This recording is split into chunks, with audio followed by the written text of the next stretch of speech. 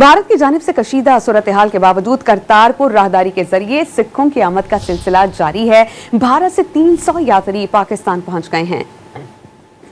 पहली बार आने वाले सिख यात्रियों में शामिल खवातीन का कहना था कि उन्हें पाकिस्तान आने से पहले बहुत डराया गया, बहुत धमकाया गया, मगर यहां आकर बहुत खुशी मिली। भारत से मुअम्मर सिख रहनुमा सरवजन सिंह अपने पूरे खानदान के साथ करतारपुर पहुंचे। सिख यात्री गुरुद्वारा दरबार साहब करतारपुर में मजहबी रसूमात अदा करने में मसरूफ हैं। भारत की जानिब से कशीदा सूरत हाल के बावजूद करतारपुर राहदारी के जरिए सिखों की आमद का सिलसिला जारी है। भारत से 300 यात्री पाकिस्तान पहुंच गए हैं।